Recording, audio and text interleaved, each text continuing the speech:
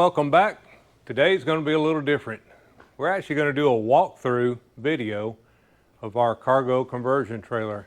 A lot of you guys have asked about it, especially a lot of the new subscribers in the last couple of years have asked, hey, could you do a walkthrough and show us everything? Because typically we're on a trip or we're just showing you guys a DIY and you don't get to see the whole thing. So without further ado, I'm going to give you a complete walkthrough of this trailer and tell you all about it. I hope you guys enjoy it as much as we enjoy traveling in it and living in it, and building it and getting to where it's at has been quite the journey and a lot of fun.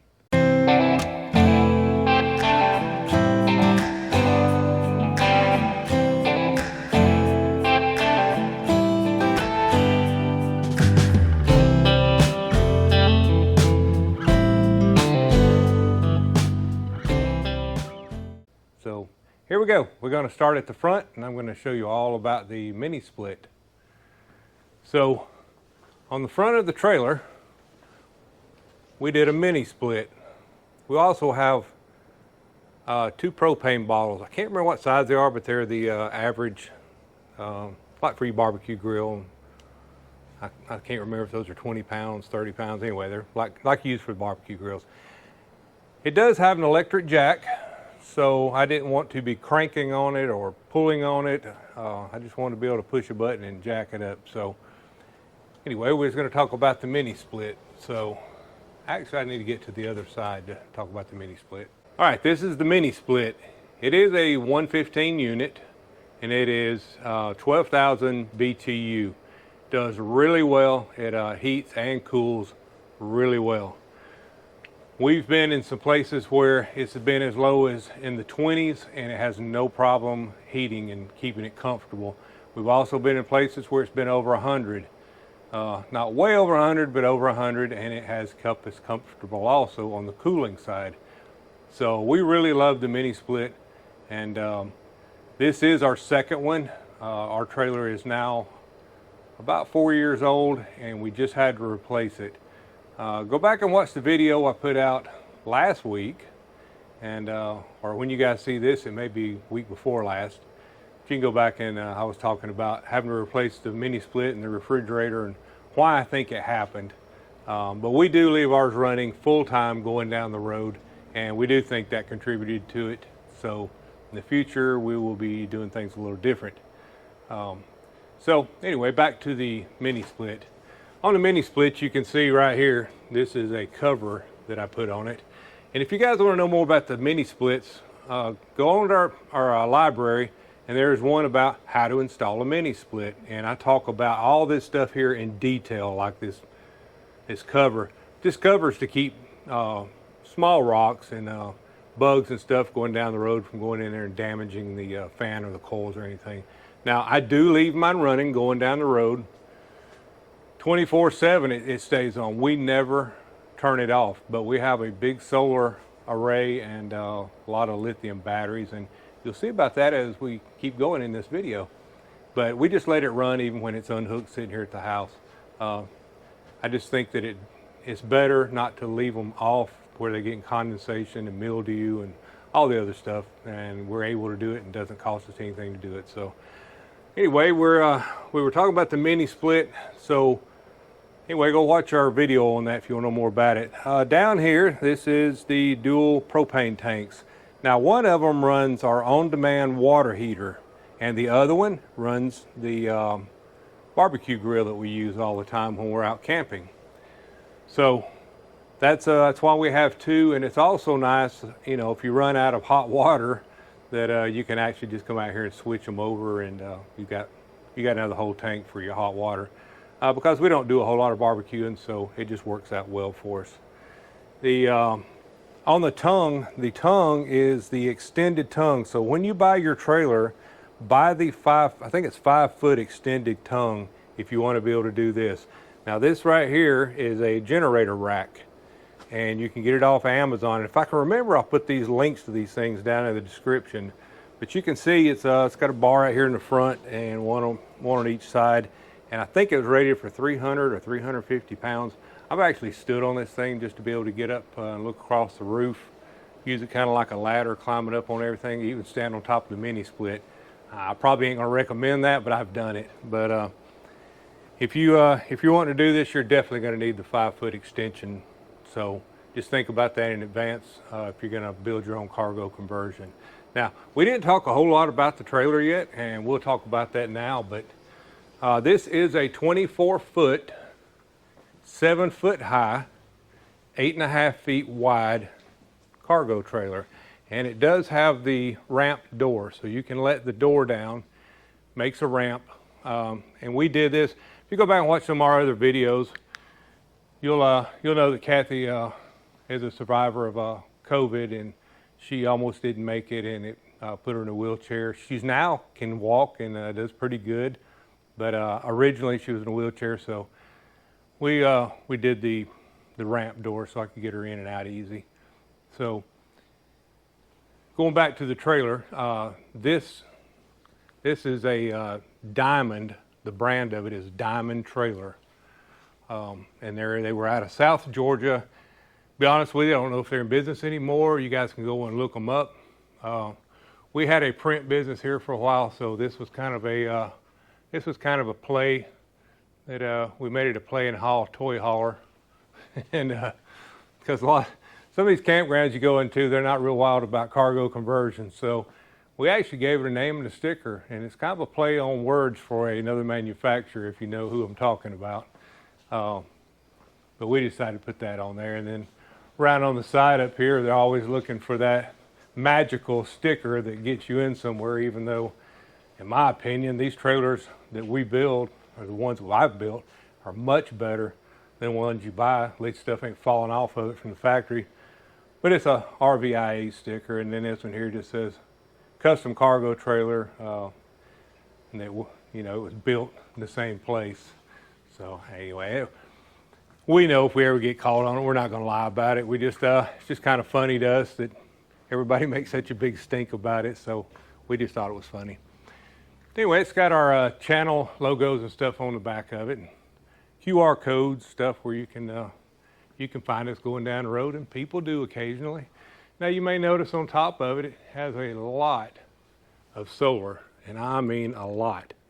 It's got 2,225 watts. That is 2.25 kilowatts of solar on top of it. And that's a lot. And on a good day, you're going to get to use about half of that. And that's what we figured it on, and that works out really well for us. So I'll get into that a little more here in just a little while. Also, on our channel, you go back and I can't remember what the name of the video was, but it's so you want a solar-powered cargo trailer, I think is what it is, and it goes pretty in depth about our solar system and what all we had to do to it, how we built it, what it's capable of, and that kind of stuff. And it actually shows you videos, pictures of the actual batteries and the panels and that kind of stuff. I'm not going to do that in this video, otherwise this video is going to end up turning into be an hour-and-a-half video. I don't want to do that. You guys are not going to stay with me that long and watch it, and I understand that. Time is valuable. So I'm just kind of hitting the highlights of how we did it. And then you guys can go binge watch if you want to and look up all of our videos on the different things we've done. Now, one of the ones we did here recently, a week or two ago, was how I mounted this bike. And it's done with I'm going to call it homemade, but it is a spare tire mount that you can mount a spare tire and a bicycle. Again, there is a video of it. You guys go look up the video. I can't remember what it's called either. I should be able to remember these, but some of these are a year old or more. Some of them 2 years old. You guys go look them up. It's really interesting. A really good friend did it on his cargo first, and then he sent me the specs on how he did it, and I just copied it, and I'll give you credit. Brad gave it to me. Brad, yeah, I really appreciate it. And I know you watch our video, so thank you again. All right, so another thing is it's got a 20-foot canopy, awning canopy, whichever one you want to call it. But it's 20 foot, and where I got that was I got it off of a wrecked RV. It's where I got all the framework. And then I got me a new canvas for it and put it on. So it's virtually new, all of it, except for the framework, and the framework was not damaged. So it's worked out really good for us. Now, you can order these custom. You can get them with the windows already in them, or you can cut them in yourself. We opted to have this window and the same one on the other side in the same exact place put in at the factory, because I knew that's where I wanted them. And the rest of them we did ourselves because I was not sure where I wanted them. Now, I had tried to decide if I wanted one in the door or if I didn't. Later decided I did, so I installed it myself. And that's how that come about. You can also have these cargo doors put in, and I did not because, again, I was not sure where I wanted to put them. So we had these cargo doors put in. And the cargo doors are nice. I really wish I'd had them put into the factory if I could have thought it out far enough, but it just didn't work out that way. So do your planning if you want to. This is an emergency escape window, and that sits in the bedroom, living room area. I'll show you here in a minute. This is for Starlink. And what I did is I just, you can take that cap off, and it's a RJ45. I took my cable for my Starlink and cut it and put it back together. That's how I keep from having to set it up in the camp all the time. Again, I'm pretty sure there is a video about our Starlink. Can't swear to it. Pretty sure there is. For it, and I'll go back and do one because that is a really nice way to do that. You don't have to try to put the cable through a window or up under it or through a door. It just works out really good. So this is an outdoor shower. Everybody knows how that works. And this, you open this up, you have your city water connection and your freshwater connection. That's where you put your fresh water in your tank that you're going to use with your 12-volt pump. The other one, you hook it up. It's got a little door right here. It's where your hose comes out and you hook it up to the actual water in the campground. Then up here, you've got a outlet for your 110. This is a 30 amp inlet, and that's where you get your shore power from. And then this door here I put in myself too, and this is where I keep the fresh water filter and the hoses and the power cable stored when we're traveling. Again, I wish I'd have thought this out better as we were building it, and I would have had them put all these doors in instead of having the headache of having to do it myself.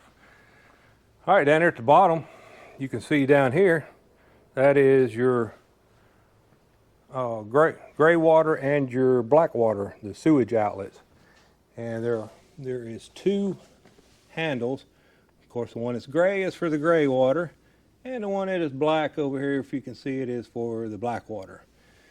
Now, we had the bottom of our trailer, I don't know, you don't call it blown. We had the closed cell foam sprayed on it, and it turned out really nice, and the floor does not sweat anymore, works really, really well. So if you're not going to do your floors like some other people where they when they started, they put down the foam board and then they put another floor on top of that. We opted not to do that, and we just had it sprayed on the bottom. So back here at the back, I have a sewage tube that goes all the way across that holds the old stinky slinky. And I'll show you up here at the front. We were in Texas here a while back, and I was doing a video on the tanks and how I set them up, and don't know how well I can show you this under here, but I will try to show you. But you can see the piping.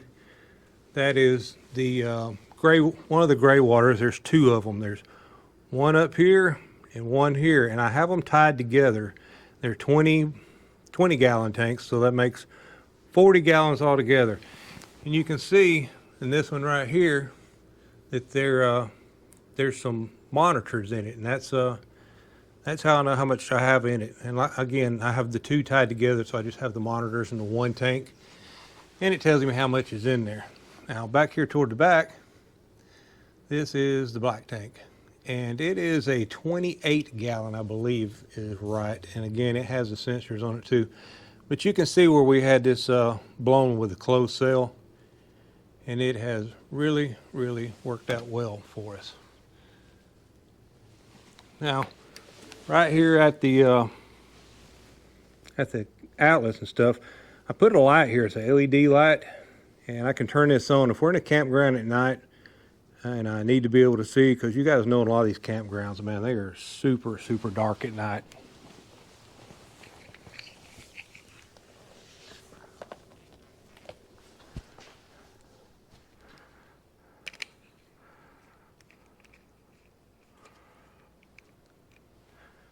You know, but you guys know in a lot of these campgrounds, it's super, super dark at night. So I wanted to have a way to be able to light up the area if I had to go out and dump the tanks or whatever I need to do. Even if I'm going to walk the dog, it's nice to have a little extra lighting. In fact, these lights up here, and there's one right down here, these are floodlights. We have them there. We have them on the back.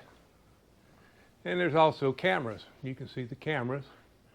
You can see 360 degrees around here. And it's all done because we use Starlink and a router.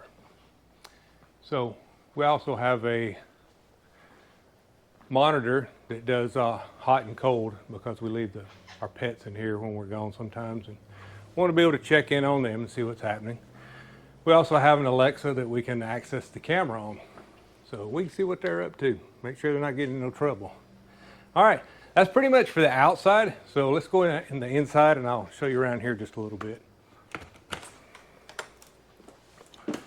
Go in here and find some lights.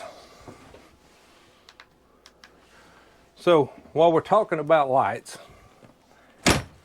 I used a touch pad. So all these are touch. You can you turn on anything. I was talking about the sewer light. Here's the sewer light. So you turn it on, that little light comes on out there. This is your panel for your gray water, black water, and your fresh water, and also the battery that sits out on the tongue. The bottom, you can turn your 12-volt pump on if you're on pump water. And then you can see that my fresh water is empty right now. But that's how I did that. And then for the power, for the 30 amp, I just used a regular RV box here. So it has the 110 in it, and then it has all the 12 volt on this side. Pretty simple. It does have a transfer switch on it. So like I was telling you, we have a lot of solar and we don't use a generator. But a transfer switch allows you to hook up to shore power, and if you unhook from shore power like on mine, the switch automatically flips over to my solar. So you never know that the power switched in here, really, other than you might see the light blink, but other than that, you don't know. So Kathy has medical equipment she has to have, and it has to be reliable power. So if we're hooked up at night and we have a storm and the power goes out, we just keep going and don't know it. So when the power comes back on, it does have about I think it's a 30-second reset. So when the power comes back on to go back to shore power, everything does go off for about 30 seconds, and then it flips back the other way. And I guess it's just a safety check. It's built into it. But going the other way, we never know it. So we are in the kitchen area, so let's just start in the kitchen. All right, so in the kitchen, you can see on the refrigerator here, I have some bungee cords, and I have them tied into the wall. And the refrigerator is actually secured to the wall with some brackets. I do this just for security, if one of those brackets was to come loose, to kind of hold it in place. And also, if our child locks, if they came undone, it just keeps that door from flying open. And ask us how we know, and we'll tell you, but you guys can figure out how we know. So on the top, I've kind of utilized the extra space we have up here. And up here is where I keep most of my barbecue supply stuff. And then here, I've built a little shelf where you can pull the cutting racks and that kind of stuff out in it. Of course, we got to have our Keurig for our coffee. Everybody loves coffee, right? I mean, I'm a connoisseur. I love it. And down here, we've strapped in the old crock pot, so it's strapped to the wall, along with the oven and a microwave. So you've pretty much got all the amenities of home, even an ice maker. So this is new filters for the water filter system. I'm not going to go change here in a little bit. But up here in the top, we keep cooking supply stuff like oils and the PAM and that kind of stuff. Over here, we just got a door that's it's got some extra cooking stuff. It's got a waffle maker and a blender and an induction top, that kind of stuff. So pretty simple. Not a whole lot going on in the kitchen that you don't normally have. Down here is you got your garbage can. Over under here we keep the dog and cat bowls. So that's where they get their water and food from. Then under here it's just more storage. And you can see we take care of the dogs and cats a whole lot, don't we? Then over here in these drawers you have utensils and batteries and knives and that kind of stuff. Over here is just another little prep area, and under it is canned goods. And then up here in the top is where we keep all of our plates and bowls and that kind of thing. So, pretty typical kitchen. Now this is the bathroom, and I'm really proud of the bathroom and the way it turned out. And when I went to build this, Kathy had two things that she said, you got to put those in there or she's just not going to be happy about it. No, not really. But she did ask for these two things, and one of them was a fireplace. It has that. I'll show you in a little bit. And the other one is this bathroom with a tub. She wanted a shower tub unit. Now this is a full-size home shower and tub. So I actually had to put this in here before I started building the walls.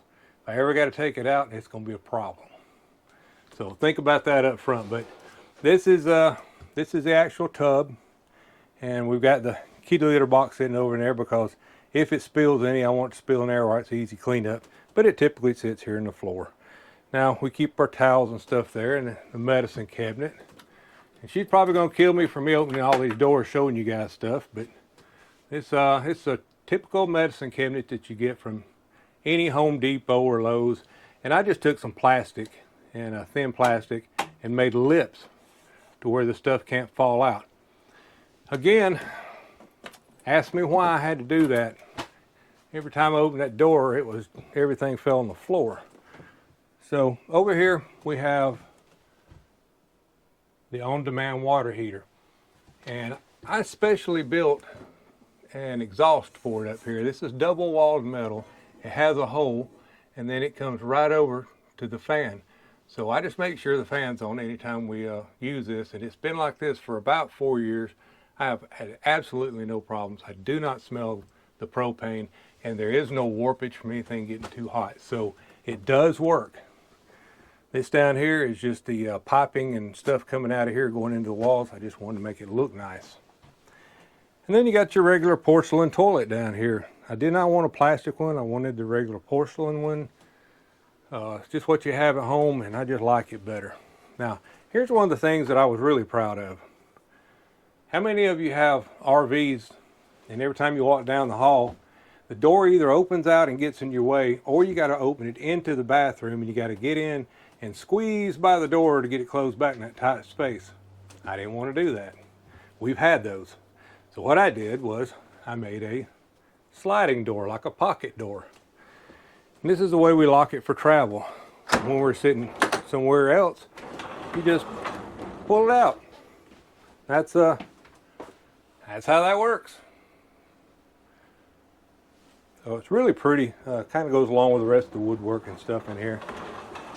That's I'll show you from the other side how well you can see that, but it's got some hangers on it, so you can hang towels and stuff from it.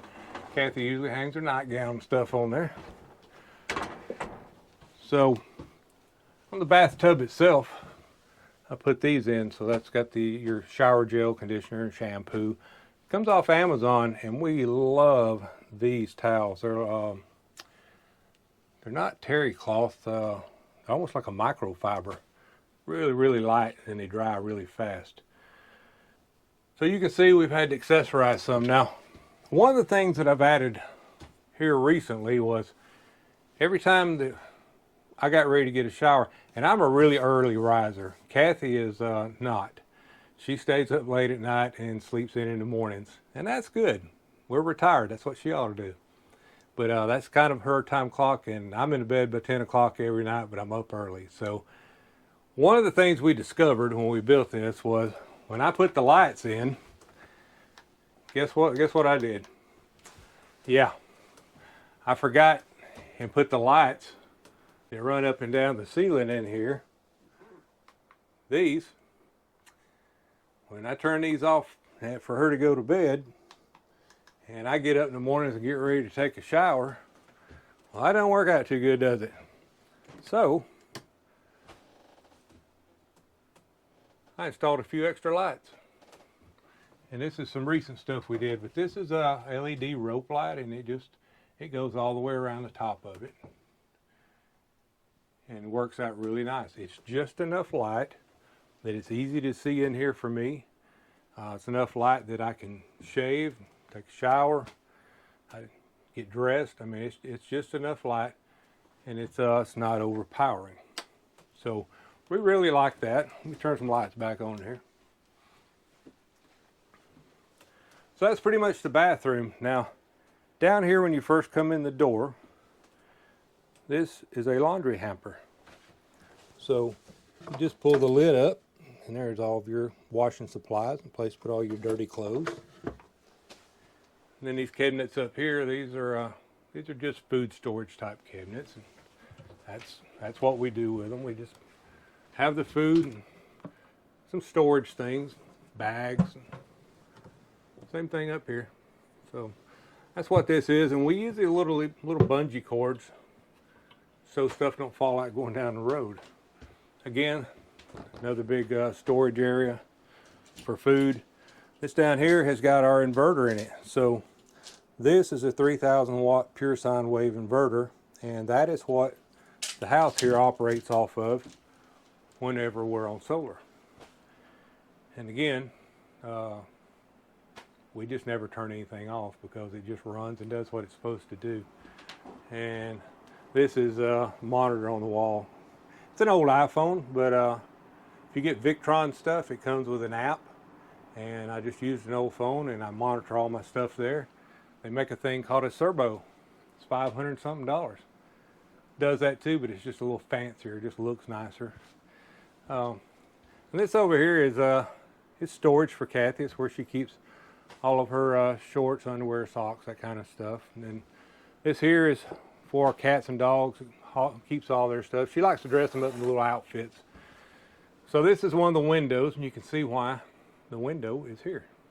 It's just nice. I'm standing up, I can see outside, but if I'm sitting down, then I don't have to worry about people looking in the window at me and stuff. Same thing over here.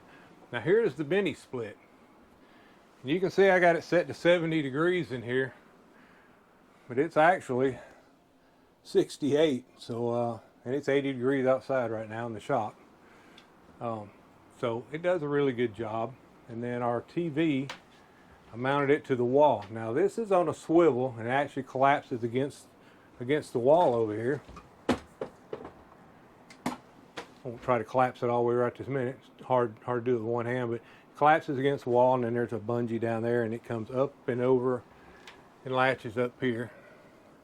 And that keeps it, when we're traveling, from keeping so much stress on the hanger of it. So I'm showing you the escape window. That is the escape window, and we are in the living room. So this is where we spend the majority of our time. So there's two recliners here, and this works out great because when we're sitting here watching TV in the evenings, you have this. Oh yeah, Kathy's fireplace. She had to have the fireplace. So it's a typical RV fireplace. It does actually heat, and it has the, I don't know what they call it. It's got the glow to it. It's like a film in the background. It looks like a flame. But anyway, in the evenings when we're sitting around, it makes the ambiance nice. So in the evenings, when we finally get ready to go to bed, we take these recliners and we put them right here. They just slide right up in here behind each other, and then we let the Murphy bed down. this is a Murphy bed.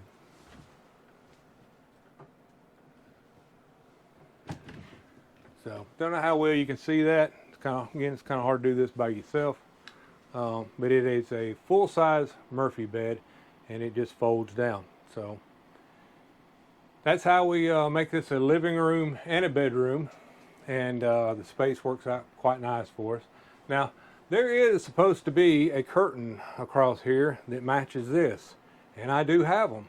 However, I had a little accident with the curtain rod pole, and I have got to put it back up and put the curtains back on. So typically there's curtains, and in some of our older videos you'll notice there's some curtains there, and that's the reason is it's just an ugly door. So who wants to look at that? But it works well when I got it down, because from time to time we do haul the Goldwing with us, and the Goldwing fits here in the living room.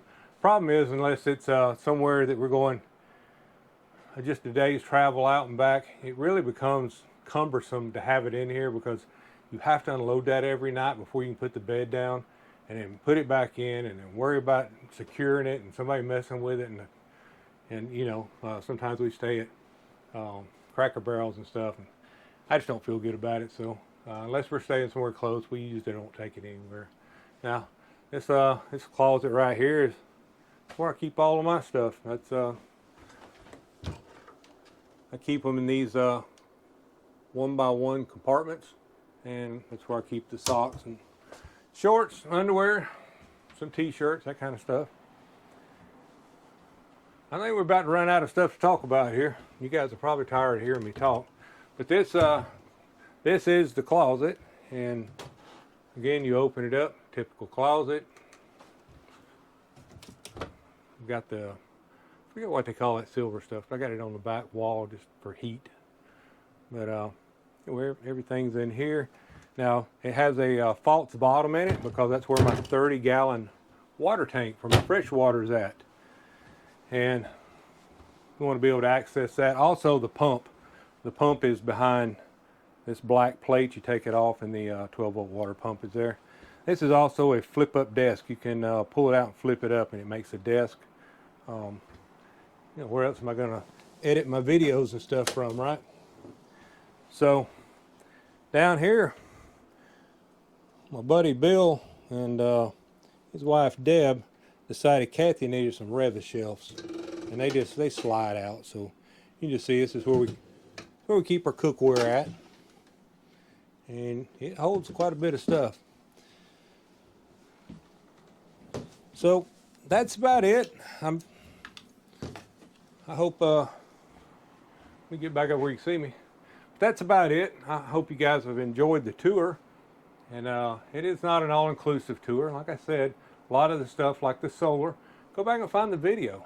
And I think it was titled, So You Want a Solar-Powered Cargo Trailer. I think that's right. So you want a solar-powered trailer or a solar-powered cargo trailer? Anyway, go back in the library and look for it. You'll find it. It's just real easy. In fact, I think the thumbnail's got a picture of the top of the trailer, all the solar panels on it. Now, down here in this box, right here, that is full of lithium batteries. There is four 300 amp lithium batteries. So that's 1200 amps of lithium. We're on a 24 volt system. You do the math on it, we have 600 amps of lithium battery at 24 volts. You guys don't understand how that works that way? Go watch the video about the solar. I explained it a little bit in there about how that works. Under there's a drawer down here. That's got all of our shoes in it. We're not gonna pull that out. Kathy's gonna get on to me already for pulling all these drawers out. That's pretty much everything in our trailer.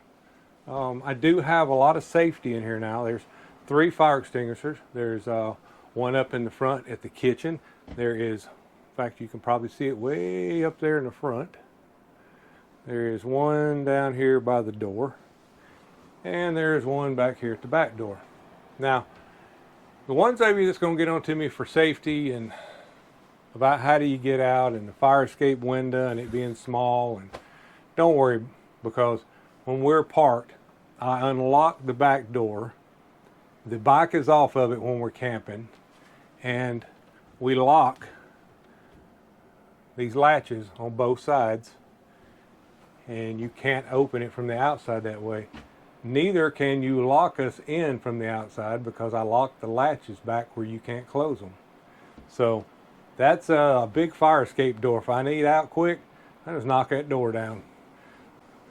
So the window on the side here, the escape window, really is more for us to be able to see outside in the evenings when we're watching TV. It's really not for us to get out through. Now, if we had to, we could. I got to tell you though, it ain't going to be real pretty, and it's probably going to get us hurt doing it, but it would be a whole lot better than burning up in the trailer. The big deal is that back door back there. Just shove it down when we're camping. Now, if you're up here toward the front, you can get out the front. But I have that, and then we have the smoke and carbon dioxide sensors, and you have one in here, and then there's one in here in the kitchen. So if you guys think I ain't safety conscious, think again. But just want to make sure we're always safe. There's also a fire extinguisher in the truck in case I need one in the truck. In fact, it's mounted right beside the driver's seat, between it and the door. Had a friend got my truck the other day to borrow it, and he says, "Man, I really like that. It's chrome plated. It's pretty." So, but it's always there if you need it. All right, I'm not gonna keep you guys. If you want to know more, like I said, if you want to know more about any subject that we've talked about today, go back in our library and look. Let's go through there and do some binge watching for a while. You'll enjoy a lot of them. It's just like putting on this rock. It's actually a sponge type foam, and it insulates the outer walls a little bit to keep the heat and cold transfer down.